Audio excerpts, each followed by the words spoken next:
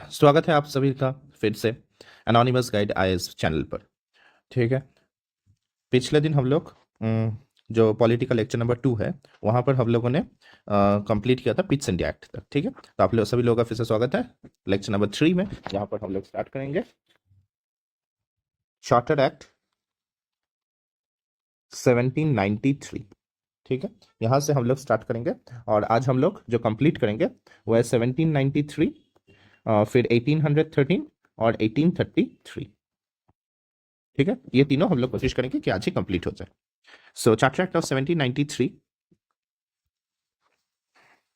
और हाँ, अगर कुछ भी डाउट हुआ, ठीक है, किसी भी क्लास किसी भी लेक्चर को लेकर, तो आप लोग प्लीज़ कमेंट सेक्शन में अपना डाउट पूछ लीजिएगा, मैं रिप्लाई कर दूंगा। ठीक है, मैं हमेशा रिप्लाई करता ही हूँ, तो रिप्लाई कर दूंगा। तो आप लोग प्लीज़ पूछ सकते हैं बेझिझक होके, कुछ भी डाउट, कुछ भी आपका प्रॉब्लम हो रहा है इस चैप्टर को लेके, या फिर किसी भी तरीके का कोई भी डाउट है, क्लैरिफिकेशन चाहिए आपको यूपीएससी प्रिपरेशन को लेकर, तो आप बेझिझक होके पूछ सकते हैं। ठीक है, सो चार्टर एक्ट ऑफ 1793 ये हम लोग एक बार देख लेते हैं। ठीक, यहाँ से वैसे अभी तक तो उतना क्वेश्चन आया नहीं है चार्टर एक्ट ऑफ 1793 में, थ्री से, लेकिन फिर भी एक बार देख लेते हैं कि क्या कुछ हुआ है। ठीक है, थोड़ा सा देख लेते हैं। ओके, सो चार्टर एक्ट का मोटिव क्या था?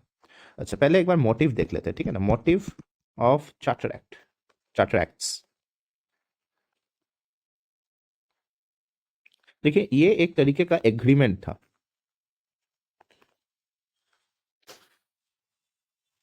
ठीक है, ये एक तरीके का एग्रीमेंट था बिटवीन बिटवीन कौन?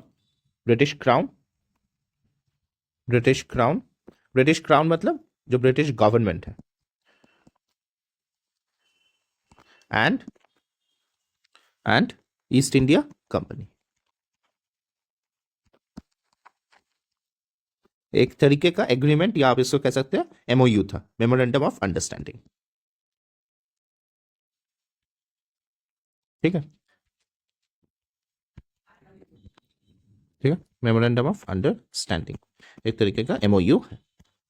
तो एमओयू है तो इसमें क्या है? टर्म्स एंड कंडीशंस होंगे, टर्म्स एंड कंडीशंस होंगे, है ना? टर्म्स एंड कंडीशंस होंगे कि ईस्ट इंडिया कंपनी कैसे रूल करेगी, कैसे अपने कमर्शियल एक्टिविटीज, पॉलिटिकल एक्टिविटीज ये सब कंडक्ट करेगी इंडिया में, कमर्शियल और पॉलिटिकल एक्टिविटीज। ठीक है, इनको कितना ट्रेड राइट्स है, मोनोपोली है, नहीं है, ये सब कुछ इन चार्टर एक्ट्स के टर्म्स एंड कंडीशंस में लिखा रहता है। ठीक है, और इसीलिए ये इंपॉर्टेंट है, क्योंकि इसी के टर्म्स एंड कंडीशंस पे ही ईस्ट इंडिया कंपनी इंडिया को रूल कर सकती है। ठीक है, तो फिर आते हैं हमारे चार्टर एक्ट ऑफ 1793 पे। सो पहला जो पॉइंट है वो ये है कि एक्सटेंशन दे दिया 20 साल। चार्टर एक्ट क्या करती है, देखिए आप, ये कितने साल का गैप है? 20 साल। ये कितने साल का गैप है? 20 साल। इसके बाद आया है 1853 में, कितने साल का गैप है? 20 साल।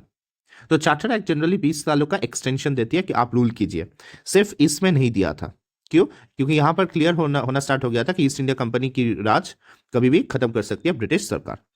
ठीक है, और जो कि इवेंचुअली हुआ 1857 रिवॉल्ट के बाद। ठीक है, तो नहीं तो क्या होता था कि हमेशा 20 सालों के लिए इसको एक्सटेंड कर दिया जाता था। ठीक है, सो क्या होगा फिर? सो this act continued the company's rule over company's rule and its trade monopoly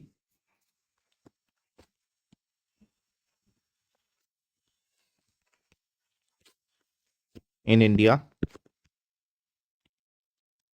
for another 20 years। तो जैसे कि मैंने कहा था कि 20 सालों के लिए फिर से इनको ग्रांट मिल गया। ठीक है, नेक्स्ट क्या हुआ कि ये जो एक्ट है इसने एक और चीज को क्लियरली स्टेट कर दिया। This act clearly stated that the company's political functions were were on behalf of the British government. ठीक है, ओके। नेक्स्ट क्या हुआ कि गवर्नर जनरल को इस एक्ट के जरिए ज्यादा पावर मिल गया। Governor general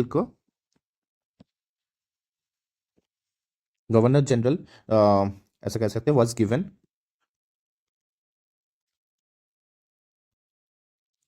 was given more powers। ठीक है, governor general was given more powers as he could now override his council's decisions under certain circumstances।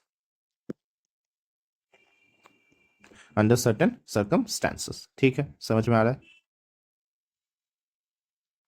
Next क्या हुआ था कि governor general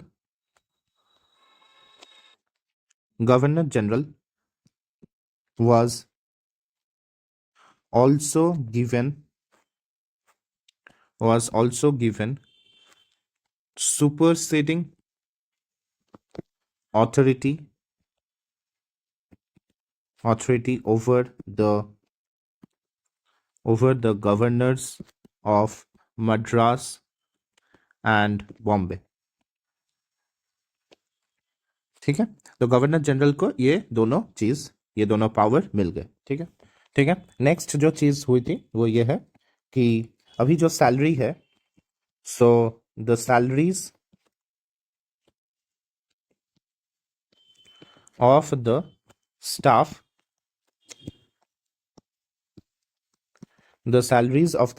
and the board of control were also now charged to the company out of the Indian revenue। So India से इनको जो revenue मिलेगा इसी से सैलरीज पे करना पड़ेगा स्टाफ को, मतलब ब्रिटेन से कोई एक्स्ट्रा पैसा नहीं आने वाला। ठीक है, अभी क्योंकि ये लोग बंगाल वगैरह और बहुत जगह सब्सिडियरी अलायंस वगैरह में आने वाले हैं, तो अच्छा खासा रेवेन्यू इनको जनरेट हो रहा है ना। ठीक है, सो क्योंकि अगर आप देखें तो बैटल ऑफ प्लासी, फिर बक्सर वगैरह में भी बहुत सारा इनको धन लाभ कह सकते हैं वो हुआ, और फिर बंगाल का रेवेन्यू पूरा मिल गया। ठीक है, बंगाल ट्रीटी ऑफ इलाहाबाद में भी पूरा बंगाल बिहार वहाँ पर ट्रेड मोनोपोली सब कुछ मिल गया, तो इनका अच्छा खासा रेवेन्यू जनरेट हो रहा था, है ना। तो रेवेन्यू था, तो अभी क्या है कि salaries of staff board of control अभी इनके ही पैसों से इनको देना पड़ेगा। और हम बाद में देखेंगे कि यहाँ से ही आप कह सकते हैं कि एक ड्रेन ऑफ वेल्थ स्टार्ट हो गया। क्यों? क्योंकि इंडिया में मान लीजिए कोई एग्रीकल्चर है, कुछ है, यहाँ से ये लोग टैक्स वगैरह कलेक्ट कर रहे हैं और यहाँ से ये लोग सैलरीज पे कर रहे हैं, है ना, सैलरीज पे कर रहे हैं। अब नेटिव्स जो है, नेटिव एम्प्लॉयमेंट भी था, ऐसा नहीं है कि नेटिव एम्प्लॉयमेंट नहीं था, लेकिन जो उनको वो तो लोअर रैंक्स में है। जो मेजर चंक ऑफ जो वेल्थ है वो तो बड़े जो अफसर हैं वो लेके जा रहे हैं ना, वो लेके जा रहे हैं। तो और उनकी सैलरी बहुत अच्छी थी उस मतलब तब के स्टैंडर्ड से बहुत अच्छी थी, इसको कॉवेनेंटेड सिविल सर्विसेज ये सब कहा जाता था। तो उनकी सैलरी वगैरह बहुत अच्छी थी, मतलब, और वो ट्रेड मोनोपोली था, तो वो लोग अपना प्राइवेट ट्रेड भी चुपके से चला ही रहे थे, तो बहुत, और करप्शन तो था ही। तो इस सब के चक्कर में उनका पर्सनल वेल्थ बहुत ज़्यादा हो गया। एनसीईआरटी में कहा जाता है कि इनको नबोब्स ऑफ लंदन, मतलब नवाब को वहाँ पर थोड़ा एंग्लिसाइज्ड वर्जन में नबोब्स ऑफ लंदन, मतलब ऐसी जिंदगी ये लोग जीने लग गए। इनको वहाँ का नबोब मतलब नवाब, तो नवाब ऑफ लंदन, ऐसी राजशाही वाली जिंदगी। आज सोचिए कि अगर आप ये एग्जाम क्वालिफाई कर भी जाते हैं तो भी आप ऐसी जिंदगी नहीं जी पाएंगे, है ना। ये लोग जो यहाँ पर सर्व करके गए हैं, बड़े बड़े ओहदों पर थे, गवर्नर जनरल, और उनके जो थोड़ा बहुत नीचे, उनकी लाइफस्टाइल, उनकी वेल्थ बहुत इंक्रीज कर गई थी। तो क्या हो रहा था कि यहाँ से जो भी ये टैक्स कलेक्ट कर रहे थे, ये सभी सैलरीज वगैरह ये सब इनको पेमेंट हो रहा था। जो भी मान लीजिए कंस्ट्रक्शन एक्टिविटी कुछ अगर करा रही थी, इंफ्रास्ट्रक्चर के नाम पे, या मान लीजिए कि ट्रेड ट्रेड जो हो रहा था, इन सब में क्या आ रहा था, इनके पास पैसा आ रहा था, इनकम आ रहा था, और ये इनकम सीधा जा रही थी कहाँ? ब्रिटेन। इसी को दादा भाई नारोजी ने कहा है कि ड्रेन ऑफ वेल्थ। इसको हम डिटेल्स में करेंगे हिस्ट्री में जब हम वहां पर पहुंचेंगे, ठीक है। सब चीज देखिए कहाँ जा रही है, ब्रिटेन में जा रही है ना। क्योंकि ये जो अफसर है, जो बड़े बड़े जो अफसर है, वो ऐसा तो था नहीं कि वो लोग इंडिया में ही रहने वाले। देखिए मुगल्स जो थे, मुगल्स और ब्रिटिशर्स में क्या डिफरेंस है? मुगल्स भी आपका इन्वेडर है, ब्रिटिश भी इन्वेडर है, लेकिन इन दोनों में डिफरेंस क्या है? डिफरेंस ये है कि मुगल्स ने लूटमार मचाने के लिए नहीं किया था। मतलब लूटमार जो भी मचाया पहले वो ठीक है, लेकिन एक बार एम्पायर बिल्ड अप हो गया, एक बार सब कुछ सेटल हो गया, तो ये लोग आए थे रूल करने के लिए। ये लोग यहीं के हो गए, ये लोग इंडियन सब कॉन्टिनेंट में ही हो गए, ये लोग दिल्ली में ही रहे अंत तक। इनकी जो भी वंशवाली चली, वो सब, इनकी पूरी वंशावली इंडिया में ही रही, बाहर नहीं चली गई। अपना सुख दुख जो भी है सब इंडिया में ही था इनका। जो भी इन्होंने काम किया, खराब अच्छा जो भी है, इंडिया के लिए ही किया। इनके जो भी कंस्ट्रक्शन एक्टिविटी जो भी था, तो पैसा इंडिया से बाहर नहीं जा रहा था, इंडिया में ही था। ये अगर कोई भी टैक्स वगैरह कुछ ले रहे थे, तो इसका जो एक्सपेंडिचर है ये भी इंडियंस पे ही हो रहा था। लेकिन ब्रिटिश में ऐसा नहीं था, ब्रिटिशर्स में ऐसा नहीं था। ये लोग, मुगल्स जो भी काम करते थे वो इंडिया के डेवलपमेंट पर्सपेक्टिव से ही करते थे। लेकिन जो ब्रिटिश है ना, ये इन्वेडर थे और ये बाहर से रूल कर रहे थे। मतलब हमको बस एक कॉलोनी बनाया गया था। ऐसा नहीं था कि ब्रिटिशर्स आके पूरा बस गए इंडिया में और यहीं के हो गए। जो भी वेल्थ आ रहा था वो गवर्नमेंट आ रहा था, गवर्नमेंट इंडियंस पे खर्च कर रही थी, ऐसा नहीं था। जो भी वेल्थ जनरेट हो रहा था, ये लोग ले रहे थे और ये अपने फायदे के लिए जो भी खर्च करना है वो कर रहे थे। लेकिन हर जगह पे उनका प्रॉफिट मोटिव था, है ना। तो ये डिफरेंस है। ये लोग इंडिया के हुए ही नहीं, ये इंडिया के हुए ही नहीं। क्यों? इनका अलग से सिविलाइजेशन है, इनका अलग सब कुछ चल रहा है। ये बस आते थे, जैसे कोई भी गवर्नर जनरल मान लीजिए 4-5 साल के लिए आते हैं, कोई भी 1-2 साल 3 साल भी रहा है, आते हैं इंडिया में, कुछ अपना उल्टा सीधा काम करते हैं, फिर चले जाते हैं, है ना। तो ये इंडियन नहीं बन पाए, या ऑब्वियसली बनने की जरूरत भी नहीं थी, क्योंकि इनका खुद का एक अलग सिविलाइजेशन है, अलग कल्चर है। ये लोग यहाँ पर बस राज करेंगे, लूटेंगे और चले आएंगे, इस मोटिव से। इनकी जितनी भी पॉलिसीज है, ये सब फॉरेन कंट्री के बेनिफिट के लिए था। यहाँ पर जितना भी वेल्थ वगैरह ये लोग यहाँ से ले रहे हैं, इसका फायदा किसको मिल रहा है? ब्रिटेन को, ब्रिटेन के इंडस्ट्रियलाइजेशन को, ब्रिटेन के आम नागरिकों को इसका फायदा मिलता होगा, ठीक है। लेकिन इंडियंस को तो कुछ नहीं मिल रहा है ना। तो ये जो भी था, ये ब्रिटिश सेटअप, ये पूरा बेनिफिशियल था टू ब्रिटेन, बेनिफिट पहुंचाने के लिए ब्रिटेन। ये कॉलोनी का ऐसा ही है। जितने भी, मतलब कॉलोनाइजेशन खराब क्यों है? हम लोगों को मुगल राज कर रहा था, उसके पहले दिल्ली सल्तनत, कोई उसके पहले गुप्ता या कोई मौर्यास, कोई भी राज करे, अगर अच्छे से करता तो कोई कुछ नहीं। लेकिन वो लोग इंडिया को बस एक कॉलोनी बना से यहाँ से जितना निचोड़ सके, निचोड़ के अपने देश में ले जाने के लिए, मतलब benefit to the home country. कोई बेनिफिट नहीं है इंडियंस के लिए। ये प्रॉब्लम है कॉलोनी में। और ये सिर्फ हमारे यहाँ नहीं, मतलब कहीं भी कोई भी देश जो भी कॉलोनी बना है, यही प्रॉब्लम हुआ है, ठीक है। तो इसलिए ब्रिटिशर्स जो है, ये हमेशा क्या बन के रह गए? फॉरेनर्स। ये हमारे लिए हमेशा ही फॉरेनर्स हैं, ये अपने नहीं है। लेकिन मुगल्स क्या है, यहाँ ये फॉरेनर्स थे, ये फॉरेनर्स थे, लेकिन ये बन गए नेटिव्स। ये यहीं पर रहने लगे, यहीं पर से अपना राज किए। अपना जो भी खराब अच्छा जो भी किया हो, बस यहीं के हैं, ठीक है ना। तो अपना पूरा कोई भी एक डेवलपमेंट प्रोजेक्ट है, अपने सब्जेक्ट्स को देखना है, कुछ भी है, वो सब यहीं के लिए है। यहीं के पॉलिटिक्स में वो लोग थे, यहीं यहीं पर ही उन्होंने अपना काम किया, और फिर ब्रिटिश सरकार के साथ लड़ाई वगैरह में पूरी वंशावली खत्म हो गई, ठीक है। तो ये यहीं के बन के रहेंगे, ठीक है, जो कि ब्रिटिशर्स में हुआ नहीं। तो इसीलिए ये थे फॉरेनर्स, लेकिन ये नेटिव्स बन गए, लेकिन ब्रिटिशर्स हमेशा ही फॉरेनर्स रहे, ठीक है। तो ठीक है। और इसी के साथ एक और चीज़ भी हुआ कि जो एक्सपेंसेस है, सॉरी, जो कंपनी है, एक्सपेंसेस तो हो गया कि ये इंडियन रेवेन्यू से होगा, जो कंपनी रेवेन्यू है उससे, इंडिया से जो रेवेन्यू है उससे ब्रिटिश सरकार को अलग से 5 लाख रुपए एनुअली पे करना पड़ेगा। 5 लाख रुपए उस समय बहुत ज़्यादा है, मतलब बहुत बहुत ज़्यादा है। ठीक है। तो ऐसा मत सोचिएगा कि 5 लाख बहुत कम है। ठीक है, 5 लाख बहुत ज़्यादा है। इसी से हम एक आयरनी बताएंगे 1813 जब हम करेंगे इसके बारे में। ठीक है ना।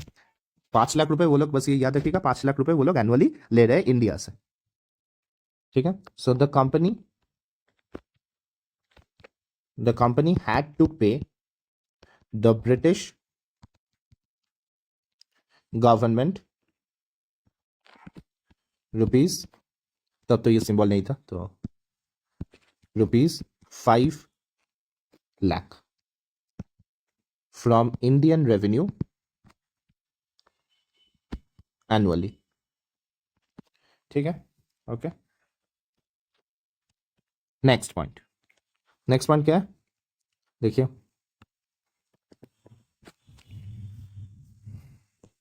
जो सीनियर ऑफिशियल्स है, सीनियर कंपनी ऑफिशियल्स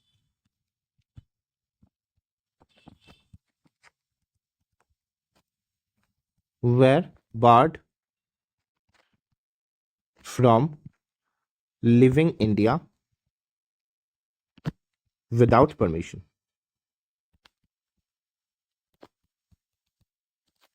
ठीक है। ओके। ये सब उनके करप्शन वगैरह के को चेक करने के लिए किया गया था, कि ऐसा कई बार हो रहा था कि कोई एक ऑफिशियल है, ये अपना अलग से ही कोई बिजनेस चला रहा है और उसके लिए चाइना जा रहा है, यहाँ जा रहा है, वहाँ जा रहा है, यहाँ जा रहा है, तो ये सब को रोकने के लिए। ठीक है। प्लस एक डिसिप्लिन बना रहे हैं। ठीक है, कि अगर आप 4 साल इंडिया के में आ रहे हैं तो आप 4 साल रहिए वहाँ पर। ठीक है, तो इन सब के लिए किया गया था। सो ये एक था। Next, so this act separated the revenue administration revenue administration and the judiciary functions of the company। ठीक है। तो अभी भी अगर आप देखेंगे कि जो रेवेन्यू एडमिनिस्ट्रेशन है, जो रेवेन्यू कोड्स वगैरह जो भी, इसको कौन देखता है अभी के लिए? आईआरएस, जो कि इंडियन रेवेन्यू सर्विस ऑफिसर्स है। इनके अलग से कोर्ट वगैरह सब बैठते हैं, इंडियन रेवेन्यू सर्विस ऑफिसर्स। तो अगर आप यहाँ पर सिलेक्ट होते हैं तो आप ये सब काम करेंगे। ठीक है। सो लेकिन जो जुडिशियल फंक्शंस है,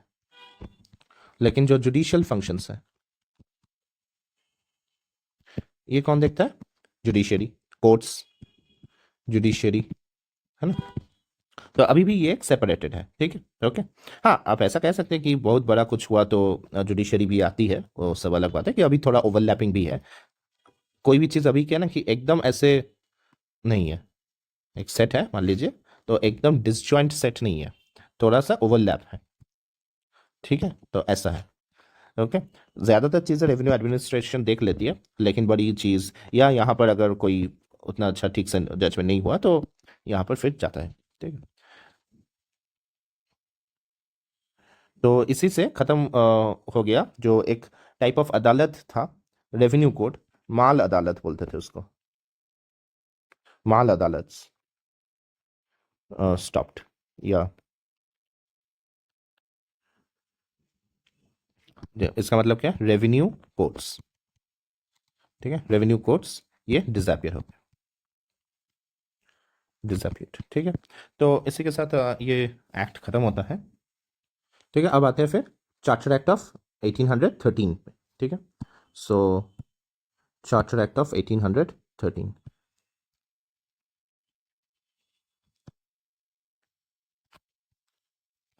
चार्टर एक्ट 1813, इसका थोड़ा बैकग्राउंड भी है। इसका बैकग्राउंड है नेपोलियन बोनापार्ट। ठीक है, नेपोलियन बोनापार्ट। अब इसने क्या किया था कि एक कॉन्टिनेंटल सिस्टम लाया था, कॉन्टिनेंटल सिस्टम इन यूरोप, ठीक है, continental system in Europe which prohibited prohibited the import of British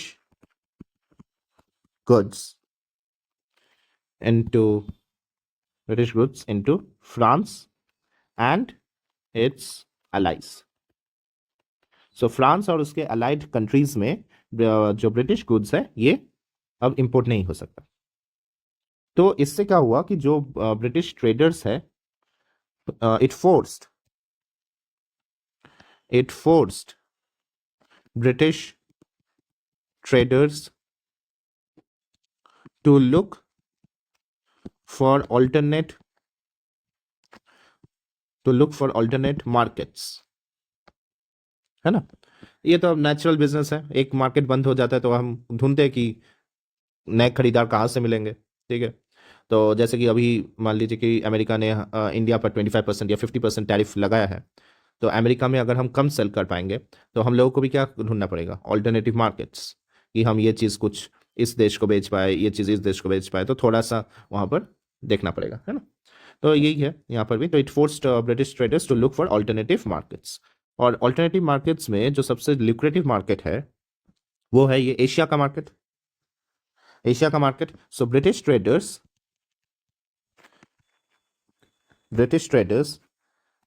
started demanding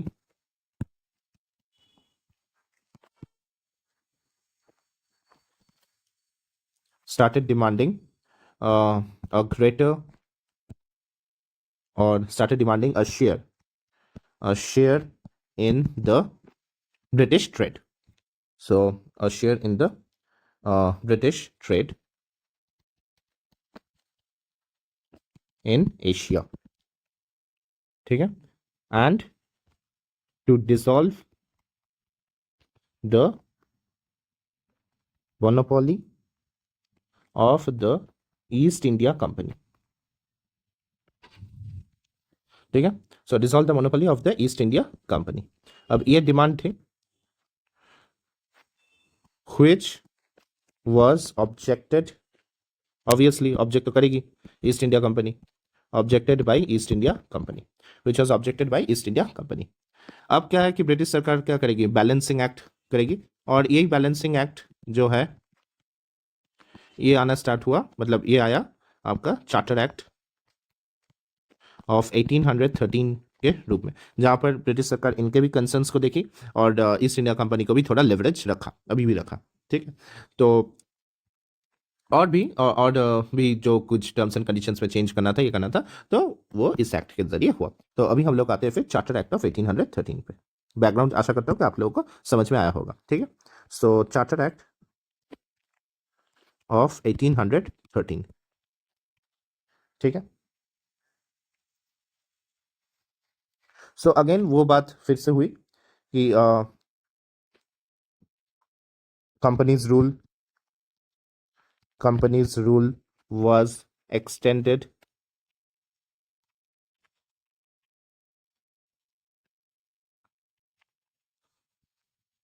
to another 20 years, और फिर से ब्रिटिश गवर्नमेंट ने ये कहा था कि एंड ऑल्सो एजर्टेड, यहाँ पे लिख देते हैं, and also asserted the crown's sovereignty, मतलब कंपनी जो है ये ब्रिटिश क्राउन के बिहाफ पे काम कर रही है। So sovereignty over British possessions in India,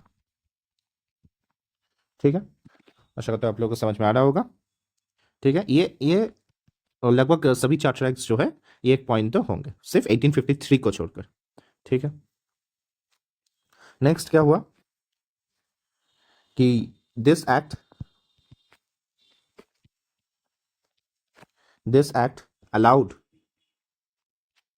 allowed British merchants to trade in India,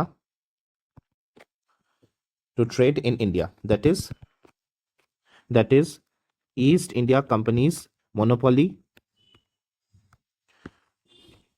monopoly ended except for trade in tea and opium.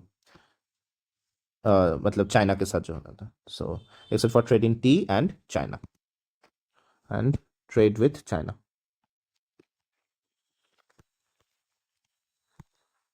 तो ये दोनों बहुत ल्यूक्रेटिव ट्रेड्स थी, ठीक है ना. ओपीएम ट्रेड वगैरह जो चाइना के साथ हो रहा था, और चाय मतलब ट्रेड इन टी. तो क्या हुआ कि जैसे कि मैंने कहा था कि एक बैलेंसिंग एक्ट होना होगा.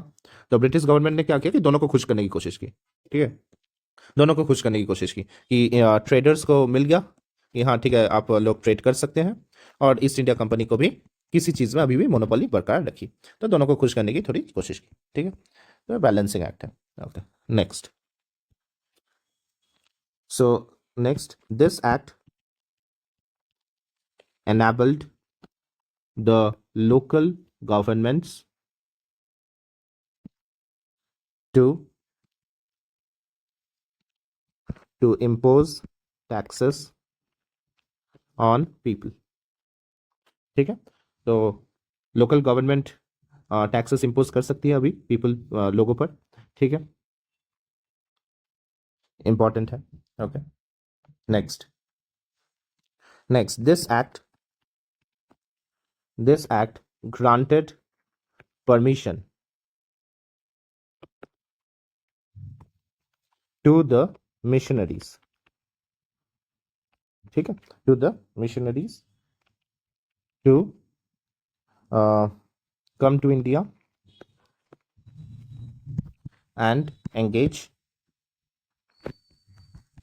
in religious proselytization. ठीक है, proselytization. ओके, सो proselytization, religious proselytization इस पे. तो क्या हुआ कि जो क्रिश्चियन मिशनरीज है इनको फ्री एंट्री मिल गई, ठीक है. जो क्रिश्चियन मिशनरीज है इनको फ्री एंट्री मिल गई, ठीक है. आप आइए यहाँ पर रिलीजियस कन्वर्शंस कीजिए प्लस स्प्रेड ऑफ क्रिश्चियनिटी ये कीजिए. तो यहीं से क्या हुआ कि जो ट्राइबल एरियाज है यहाँ पर इनको अच्छा मौका मिल गया स्प्रेड करने का. तो नॉर्थ ईस्ट इंडिया में आप देखेंगे कि क्रिश्चियन पॉपुलेशन बहुत ज़्यादा है. क्यों है? क्योंकि ये ट्राइबल्स थे, और यहाँ पर ट्राइबल्स जो है ये स्पेसिफिक किसी कोर रिलीजन से बिलोंग नहीं करते थे. जैसे कि मान लीजिए कि कोई हिंदू है, कोई मुस्लिम है, कोई सिख है, तो ये अपना रिलीजन उतने आसानी से नहीं छोड़ना चाहेंगे कि छोड़ के क्रिश्चियन बन जाए, ठीक है. लेकिन जो ट्राइबल्स है ये स्पेसिफिक रिलीजन वैसा फॉलो नहीं करते. तो इनको क्या हुआ कि लिक्रेटिव ऑफर्स, ऐसा नहीं इनको भी मिलता था, लिक्रेटिव ऑफर्स इनको भी दिया जाता था कि आइए. फिर क्या हुआ कि एजुकेशन सिस्टम के जरिए क्रिश्चियंस बनाने की, ये सब करने की कोशिश चलती रही, ठीक है. तो लिक्रेटिव ऑफर्स दिया जाता था, ठीक है. और इनको कई बार फोर्सफुली भी होता था, ठीक है. ओके, सो ये सब कुछ होना स्टार्ट हो गया, ठीक है. फिर ये सब तो था ही, एक और चीज़ था कि एजुकेशन सिस्टम को हैक कर लिया जाए, एजुकेशन सिस्टम, ठीक है. जैसे कि मान लीजिए कि जो ट्रांसलेशंस होना स्टार्ट कर दिया, into English of Hindu and Islamic scriptures वगैरह, ठीक है. और ये जो ट्रांसलेट हुआ ये गलत, रॉन्ग ट्रांसलेशंस होना स्टार्ट हो गया, रॉन्ग ट्रांसलेशंस, ठीक है. जैसे इसके एक माहिर थे मैक्स मुएलर, जिन्होंने सब कुछ गलत ट्रांसलेट किया. Wrong translations of Vedas, Puranas, Upanishads. Mainly Vedas को किया था, लेकिन पुराणास और उपनिषद्स में भी इनका काम है. व्हिच वर इन संस्कृत, तो संस्कृत टू इंग्लिश, ये, ठीक है. तो इनको मतलब इनको उतने समझ नहीं थी इंडियन फिलोसॉफीज के बारे में, ठीक है. इंडियन फिलोसॉफीज के बारे में ये आप अगर पढ़ेंगे तो भी आप समझ जाएंगे कि कुछ भी नॉलेज नहीं था, ठीक है ना। बस ये संस्कृत सीख लिए और जो लिखा है, मान लीजिए एक चीज ऐसा करके कुछ लिखा है संस्कृत में, उसको ऑन द फेस कर दिया, बस यही इनका काम था। और इन्होंने उसको भी थोड़ा अपने तरीके से मॉडिफाई कर लिया अपने बेनिफिट के लिए, ताकि जो क्रिश्चियनिटी है ये सब चीज़ें ये स्प्रेड हो पाए, ठीक है। और रियल जो नॉलेज है वेदास का ये का वो ना मिल पाए, ठीक है। तो ये सब चीज़ें जो एजुकेशन सिस्टम को हैक करने से क्या होगा कि ये लोग तैयार कर पाएंगे ऐसे इंडियंस जो कि ब्राउन ब्रिटिशर्स होंगे।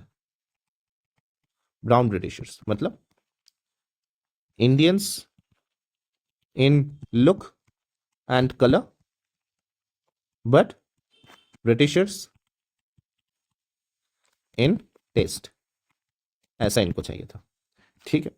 सो ताकि क्या है ना कि इनका जो कॉलोनियल एम्पायर है इंडिया में ये बरकरार रह सके, क्योंकि अगर हम लोग अगर ग्लोरीफाई करना स्टार्ट कर दिए ब्रिटिशर्स को, तो उनको आसानी हो जाएगा, उनको तो कोई प्रोटेस्ट वगैरह कुछ मिलेगा ही नहीं, ठीक है ना।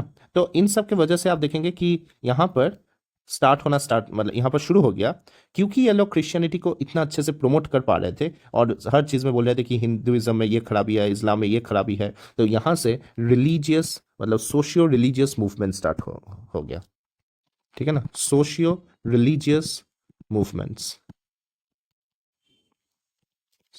जैसे कि राजा राम मोहन रॉय जी ने क्या कहा है कि ये सब चीज़ें तो थी ही नहीं, ये सब चीज़ें तो बाद में कुछ यहाँ वहाँ से ऐड हो गई, जैसे कि सती सिस्टम, इसका कहीं पर उल्लेख ही नहीं है वेदास वगैरह में, ठीक है, ये बाद में कहीं से स्टार्ट हो गया। तो लेकिन ब्रिटिशर्स क्या कहते हैं, जितने भी खराब चीज़ें सब कुछ लिखा हुआ है, सब कुछ इस्लामिक स्क्रिप्चर्स में, हिंदू स्क्रिप्चर्स में ये सब लिखा हुआ है, ठीक है। तो social religious movement, religious reform movements, ये सब कुछ, और जो भी खराबी है उसको हम रिफॉर्म कर रहे हैं, ठीक है। रिलीजियस रिफॉर्म मूवमेंट्स ये सब कुछ स्टार्ट हो गया, ठीक है। तो ये है बैकड्रॉप। अभी आपको समझ में आ रहा होगा कि लिंक कर पाएंगे कि अचानक से कुछ नहीं होता है सोसाइटी में। अगर आप देखेंगे कि अच्छा तो एक बाहरी ताकत आके हम इंडियंस को उनके जैसा बनाने की कोशिश कर रहा है, ताकि वो लोग और मतलब राज करते ही रहे, एक परमानेंट राज उन्हीं का हो जाए, तो वैसा ना हो जाए, इसके लिए क्या करना पड़ेगा, हमारे देश के लोगों को जागरूक करना पड़ेगा, हमारे देश के लोगों को पुनर्जागृत करना पड़ेगा। तो इसी को कहना स्टार्ट हो गया इंडियन रेनेसा, ठीक है। तो इंपॉर्टेंट है, आप लोगों को शायद कनेक्शन समझ में आ रहा होगा, ठीक है, कि क्यों इस टाइम के बाद से एक सोशियो रिलीजियस मूवमेंट्स ये सब स्टार्ट हो गया होगा, ठीक है। तो थोड़ा हिस्ट्री में चले गए, लेकिन ठीक है, इसके साथ ये ऐसा नहीं है कि देखिए पॉलिटी और हिस्ट्री ऐसा नहीं है, ये पार्ट है इसके बाद तो ठीक है, लेकिन यहाँ पर ओवरलैप है, ये ओवरलैपिंग पार्ट है, ठीक है ना। तो इसके साथ थोड़ा सा हम लोग को हिस्ट्री भी देखते रहना पड़ेगा। Okay, so this act granted permission, okay ये हो गया, ठीक है। So this act provided for a financial grant towards the revival and translations of Indian scriptures and literature and promotion of modern sciences, ठीक है। नेक्स्ट जो ये last point है ये एक हास्यास्पद है, ठीक है, क्यों है देखिए। Company was asked to play a greater role in the education of the Indians जो कि ब्रिटिश टेरिटरी में रह रहे, मतलब ब्रिटिश टेरिटरी में, ब्रिटिश इंडियन टेरिटरी में, ठीक है। For this purpose ₹1,00,000 was set aside।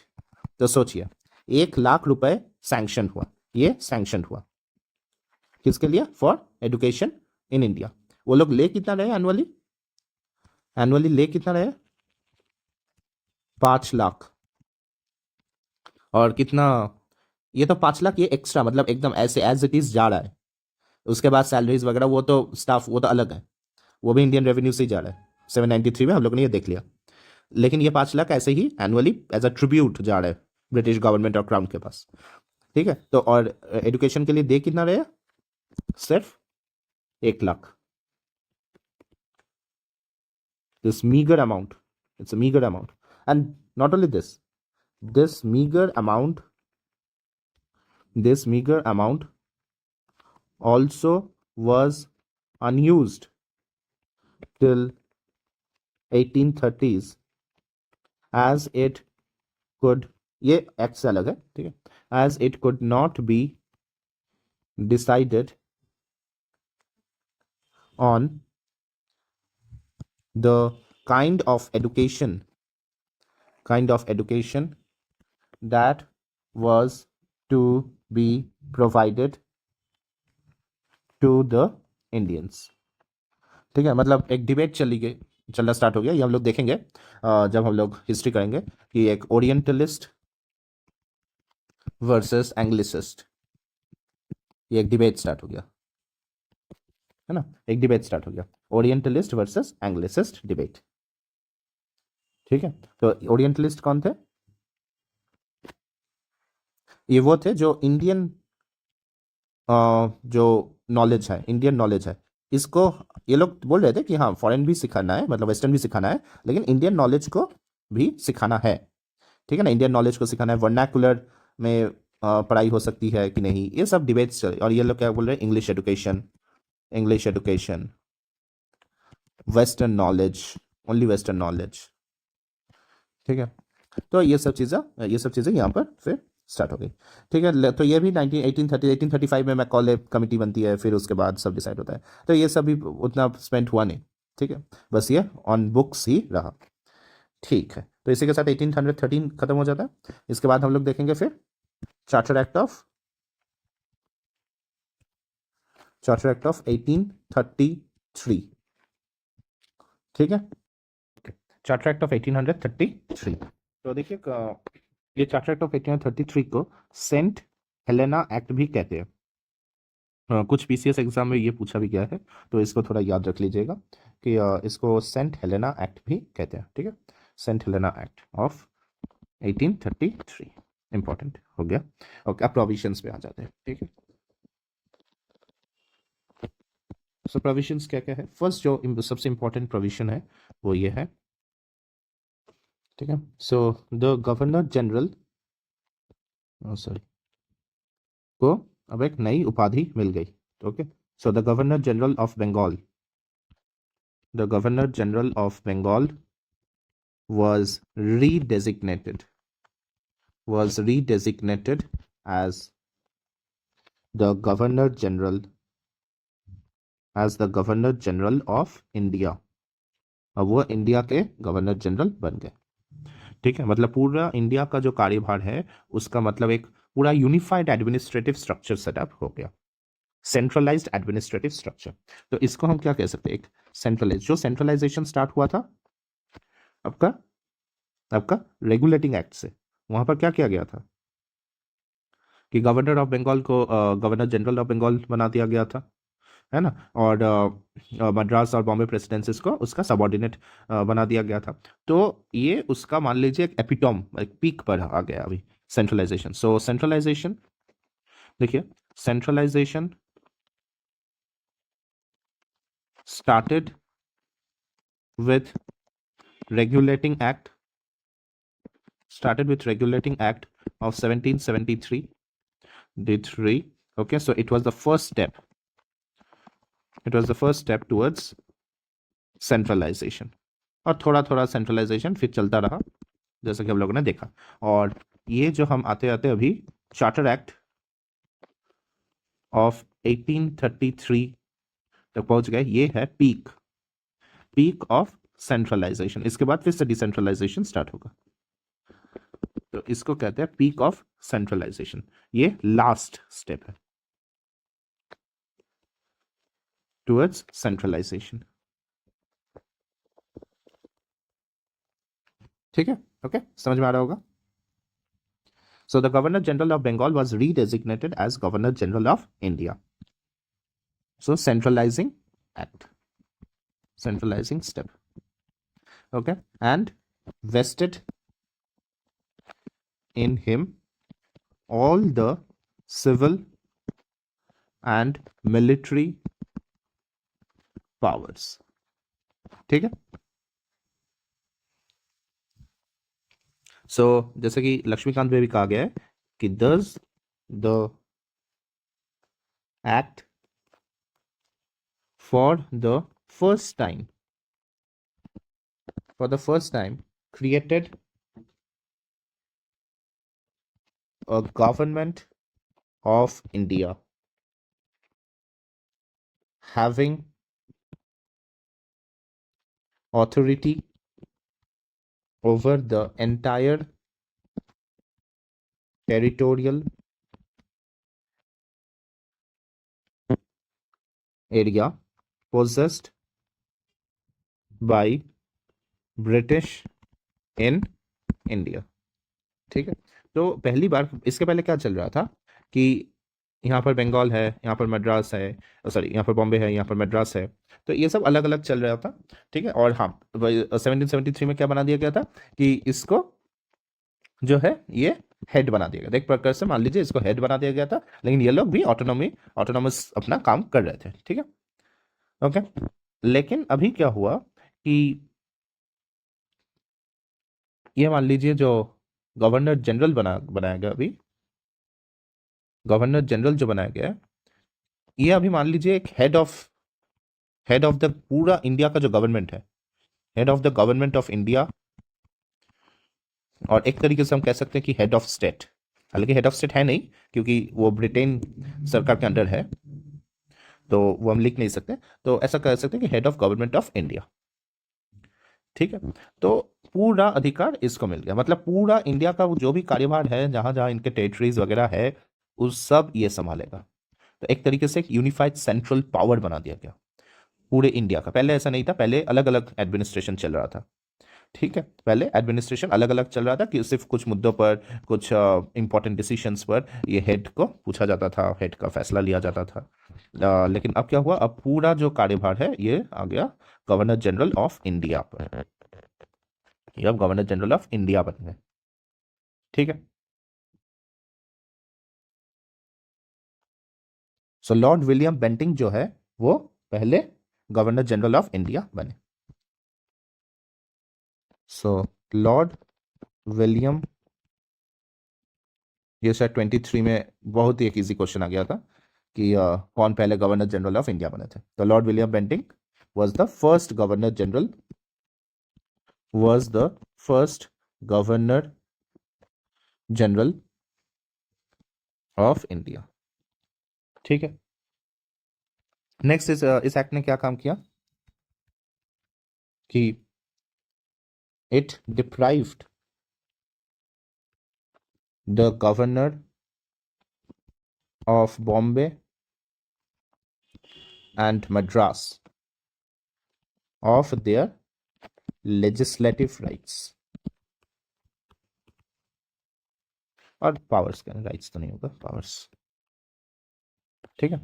तो बंगाल और बॉम्बे, ये मैंने पहले कहा था, ये लोग अपने लॉज खुद बनाते थे पहले। अब क्या होगा कि लॉज ये लोग नहीं बना पाएंगे। तो एक यूनिफाइड, एक सेंट्रल लॉ बनाने का अथॉरिटी पूरा का पूरा गवर्नर जनरल ऑफ इंडिया और उनके काउंसिल को मिल गया। ठीक है। So it deprive the governor of Bombay and Madras of the legislative powers. The governor general of India was given the exclusive legislative powers for the entire British India। ठीक है, important है। Exclusive legislative powers for the entire British India. Next, third, companies commercial activities ended through this act। ठीक है, commercial activity को खत्म कर दिया गया और इसको प्योरली पॉलिटिकल या एडमिनिस्ट्रेटिव बॉडी बना दिया गया। ठीक है, so it was made into an administrative body purely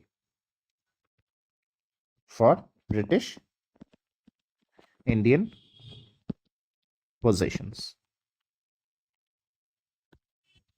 ठीक है, तो नेक्स्ट पॉइंट, ओके, कंपनी का अभी तो कोई ट्रेड वाला एक्टिविटी है नहीं, तो मोनोपोली चाइना के साथ भी खत्म हो गया। सो कंपनीज मोनोपोली ओवर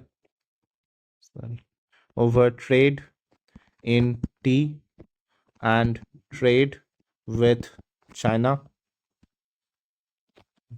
ended। ठीक है, companies monopoly over trade in tea and trade with China ended, खत्म हो गया। अब नेक्स्ट,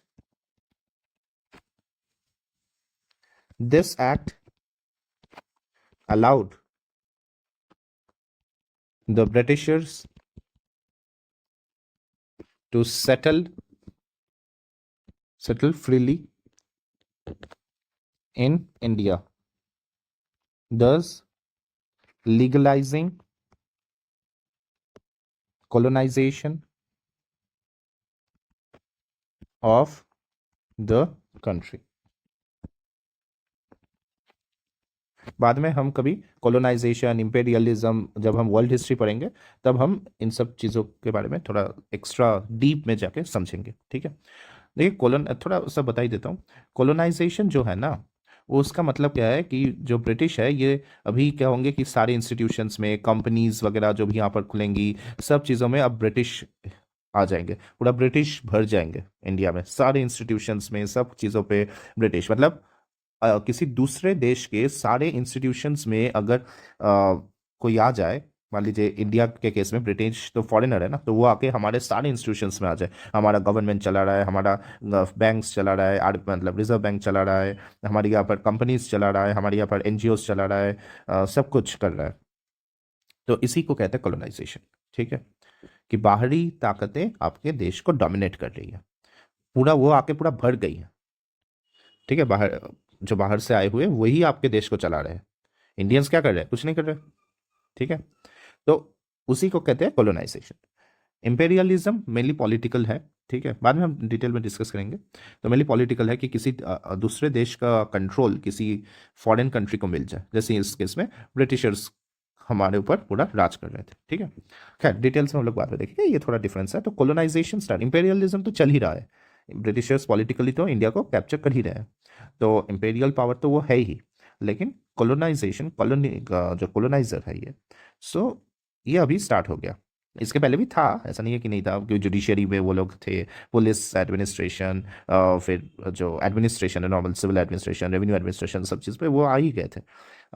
ट्रेड भी पूरा मोनोपोली वही था। तो ये बस कह दिया गया कि मतलब पहले क्या था कि सिर्फ ईस्ट इंडिया कंपनी ही पूरा काम कर रही थी, अभी क्या है कि सारे ब्रिटिशर्स आ सकते हैं इंडिया में, कोई भी आके कोई भी काम कर सकता है, आप फ्रीली सेटल कर जाइए वहाँ पर, कंपनीज खोलिए, ये खोलिए, तो क्या होगा, पूरा वेल्थ जो है वो जाएगा ब्रिटेन को।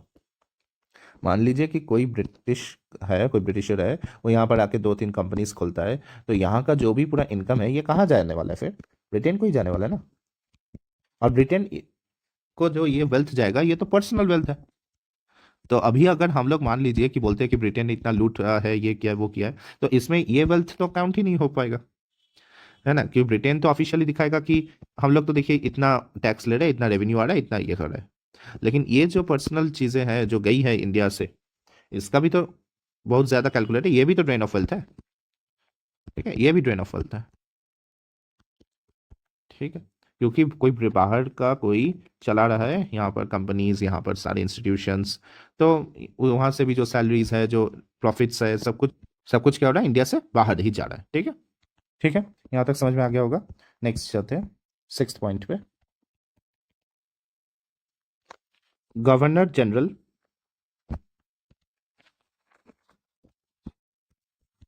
Okay, governor general in council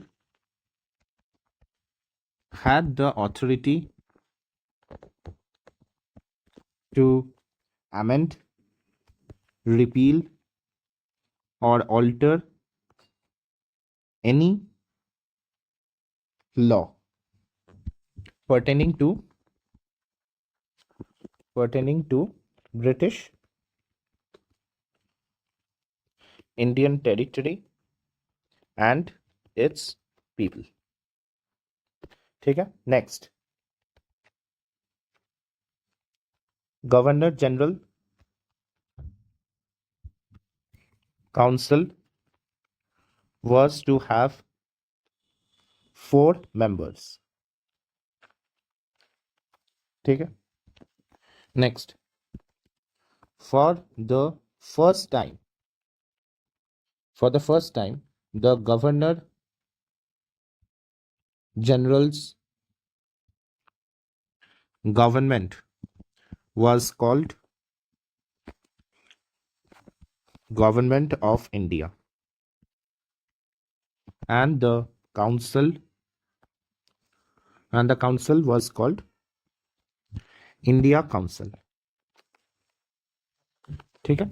okay. So government of India, governor generals government was called government of India. मतलब अभी गवर्नमेंट ऑफ बंगाल नहीं है, गवर्नमेंट ऑफ मद्रास नहीं है, गवर्नमेंट ऑफ बॉम्बे नहीं है, पूरा गवर्नमेंट ऑफ इंडिया है. ठीक है. अच्छी चीज़ है. एक यूनिफाइड स्ट्रक्चर लाने की कोशिश की गई थी. यूनिफाइड लॉज पूरे इंडियन टेरिटरी में, मतलब ब्रिटिश इंडियन टेरिटरी में पूरा यूनिफाइड लॉज होगा, यूनिफाइड इंस्टीट्यूशन स्ट्रक्चर, सब कुछ एडमिनिस्ट्रेटिव स्ट्रक्चर, सब कुछ क्या होगा, एक यूनिफाइड होगा और under the government of India, जिसका हेड है गवर्नर जनरल ऑफ इंडिया. ठीक है. तो ये हो गया. Next. Okay. So it also provided that the companies territories in India were held by it in the name, or were held by it in trust for His Majesty, his heirs and successors. ठीक है. For 20 years. So 20 years के लिए बढ़ा दिया गया. ठीक है. Next point.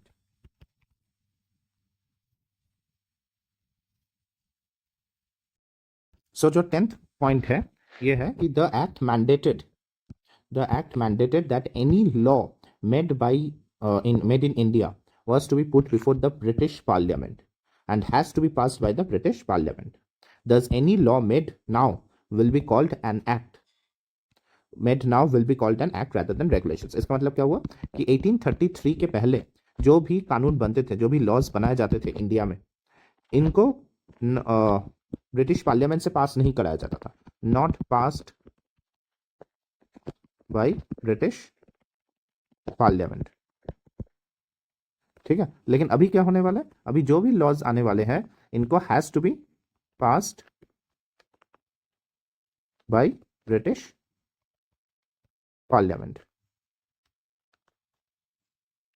तो ब्रिटिश पार्लियामेंट से अगर कोई चीज अगर पार्लियामेंट से पास होती है तो उसको क्या कहते हैं, एक्ट. तो इसलिए अभी क्या कहा जाएगा, एक्ट. इसके पहले क्या कहा जाता था, रेगुलेशंस. इसको कहा जाता था रेगुलेशंस. ठीक है. बस ये चेंज हुआ. Next.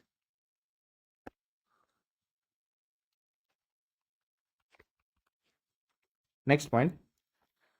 Chartered act of 1833 for the first time agreed in principle. मतलब अभी हुआ नहीं था. ठीक है. जस्ट एक एग्रीमेंट ऐसा था कि एग्रीमेंट मतलब हाँ करना है, कभी तो करेंगे. ठीक है. कि हम जो इंडियंस हैं इनको एडमिनिस्ट्रेशन में बढ़ाना पड़ेगा, इनके रोल को बढ़ाना पड़ेगा. So charter act of 1833 for the first time agreed in principle to give a fair share to Indians in the country's administration. ठीक है, इन द कंट्रीज एडमिनिस्ट्रेशन। तो इंडियन एडमिनिस्ट्रेशन में इंडियंस को ही अलाउड नहीं है, और अभी इंडियंस को इंक्लूड करना है या नहीं करना है, ये फैसला भी ब्रिटिश सरकार लेगी। ठीक है, ये है आइडन। तो इसी के चलते क्या हुआ कि इससे नेक्स्ट पॉइंट आता है कि जो चार्टर एक्ट ऑफ 1833 है, charter act of 1833 attempted to introduce a system of open competition for selection of civil servants based on merit। तो मेरिट के बेसिस पे अभी इसे स्टार्ट होना शुरू हो गया। ठीक है, and stated that the Indians should not be debarred from holding any place or office under the company। ठीक है, लेकिन इसको 1833 में शुरू नहीं होने दिया गया। This provision was negated after opposition from court of directors। ठीक है, ठीक है, तो क्योंकि कोर्ट ऑफ डायरेक्टर्स ने इसका बहुत ज़्यादा विरोध किया, तो इस एक्ट के अंदर इसको नहीं लाया गया, तो 1853 में लाया जाएगा। ठीक है, तो ये जो 12 नंबर का जो पॉइंट है, इसको कहा गया था, लेकिन इम्प्लीमेंट नहीं किया गया। ठीक है, बस कहा गया था, इम्प्लीमेंट नहीं किया गया। Okay, next point, chartered act of 1833 states or provides for the mitigation of slavery existing in India at that time। सबसे ज़्यादा स्लेवरी का एक्ट तो यही कर रहे थे, लेकिन फिर भी इंडियंस जो भी स्लेवरी कर रहे थे तो उनको बंद करना पड़ेगा। ठीक है, स्लेवरी वो एक्चुअली क्या हुआ गया था कि जो ब्रिटिश पार्लियामेंट है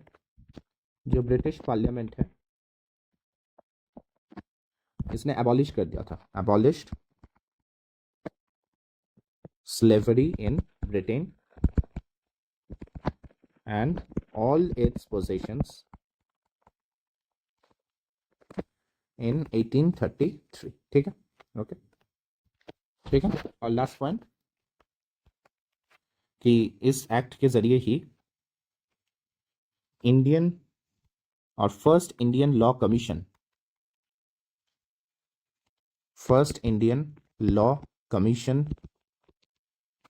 was established in 1833 and Lord Macaulay was made its first chairman। ठीक है, its aim was to codify all kinds of law in India।